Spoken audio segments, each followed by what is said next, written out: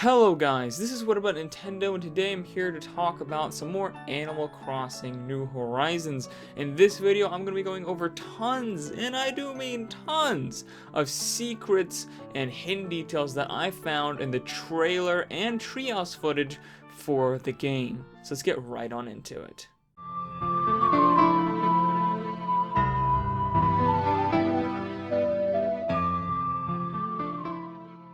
First off, I'd like to put a small disclaimer. Animal Crossing is a big series with tons of content, and each game differing in features and content from one another heavily. I've tried to do my best to research every single last point of this video, to fact check it all, to make sure I'm right about, what's new, what's old, what are the improvements, what's the same, everything like that, and try to get all the facts straight so I don't mislead any of you guys. But it may happen that I might be wrong on any one of these points, since there is so much information to go through. So in the chance that I might be wrong on something, I would like you guys to please let me know down in the comments below so I can get everything sorted out. I don't want to misinform anybody, but I have tried my best, so I don't think there will be anything wrong in this video, but there's always the possibility. So if you hear anything and you're like, I don't know if that's true,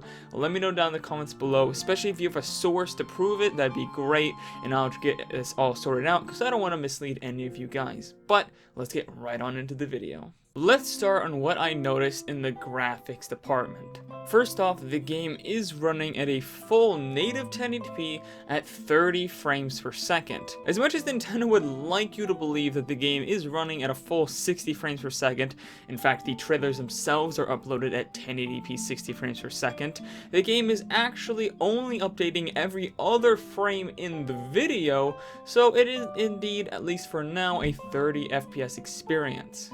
That is, however, the same frame rate as New Leaf and every other previous Animal Crossing game, so it's not unexpected. And since this game is just a huge step up in graphics, even beyond anything that I thought they would do, the game's absolutely gorgeous, and it is hitting a full 1080p, then I'm not too upset about this.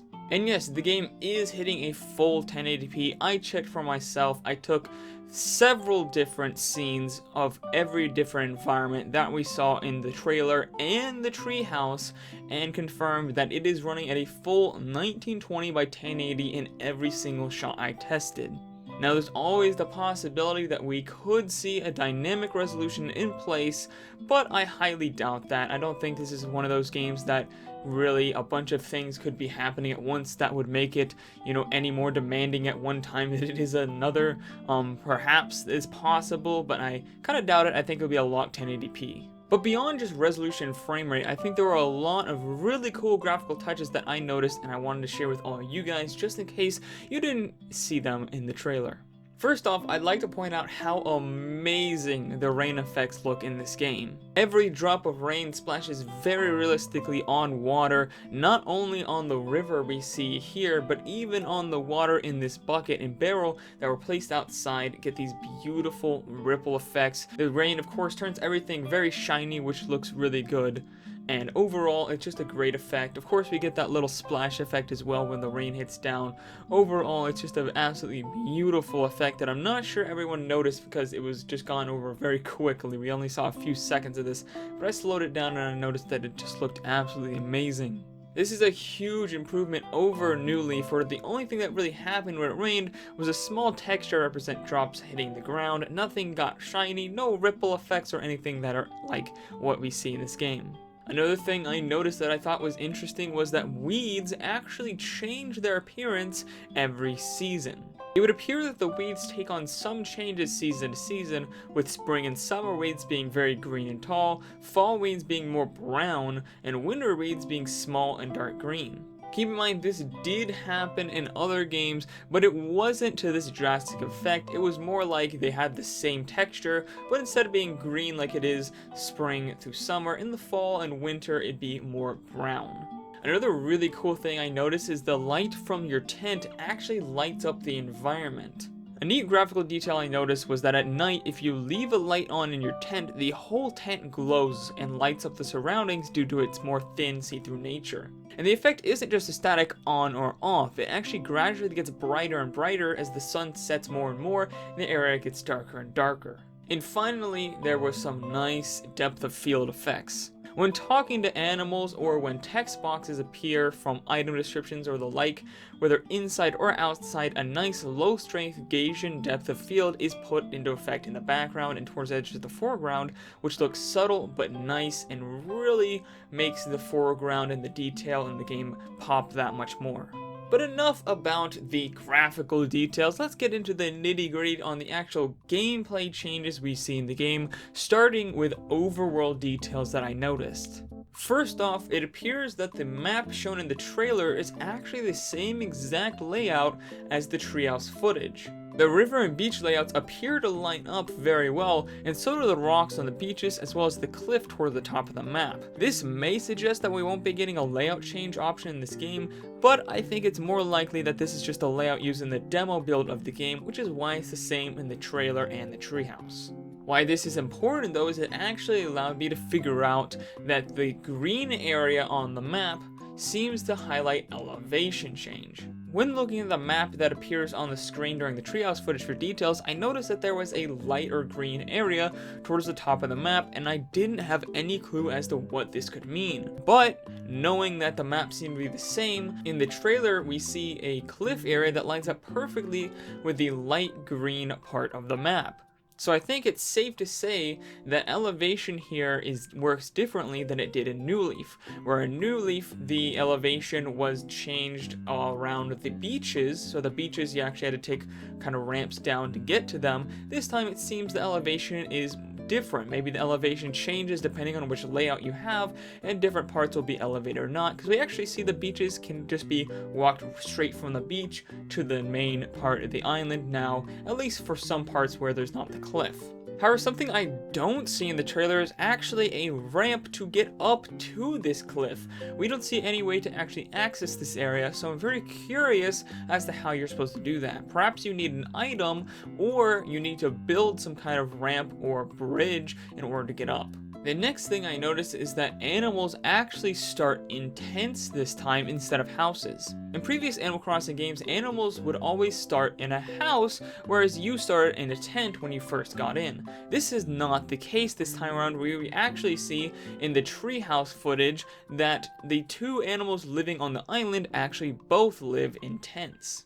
Signs in front of your homes can actually be different now. In the previous game, there were signs in front of the animals' houses that would of course tell you who lives there, but they were all generally the same. I think there were some color differences that could happen, but as far as I know, the designs were the same. And this time, we see that the designs for the signs can actually be different, which is a cool touch.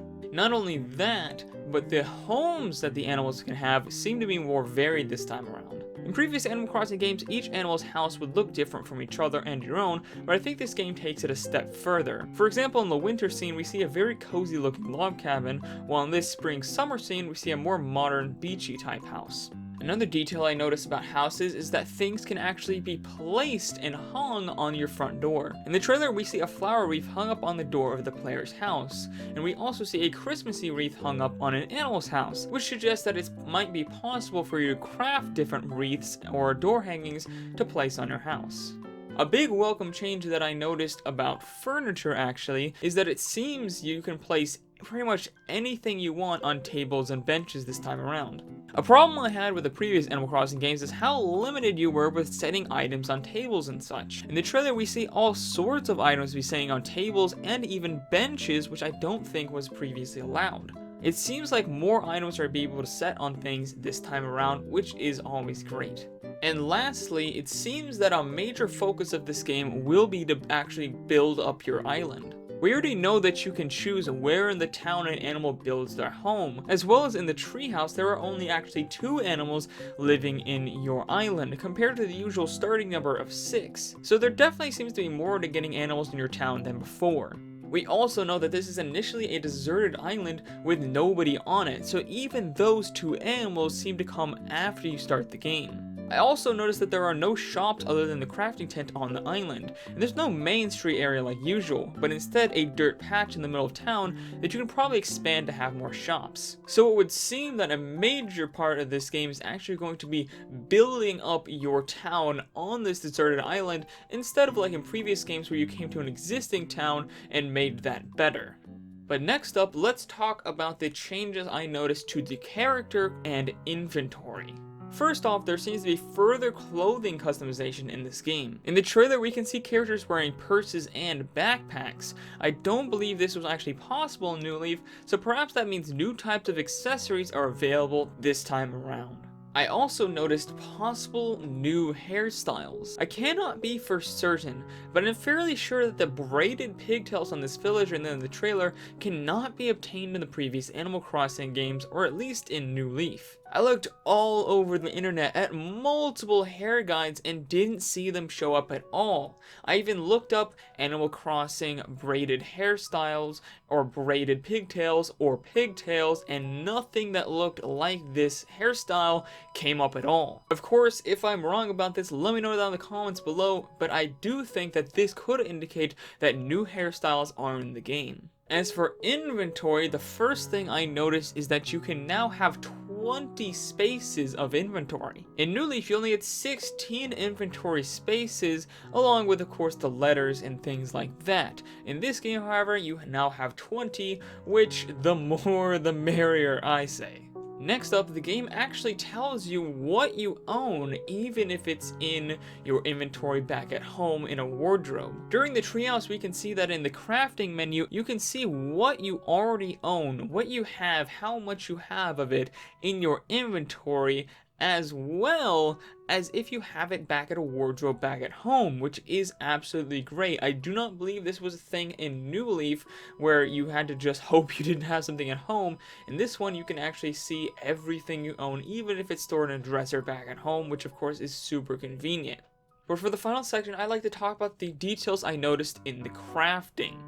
First off, there are 9 different types of things that you can craft in the game. In the crafting menu, you see 10 different icons, of course one of them being just everything, and the 9 other ones being the different specific types. However, we don't know exactly what these are, so I kinda had to guess, but here's my interpretation of what the symbols will mean. I think the shovel will stand for crafting tools. The table probably stands for crafting furniture.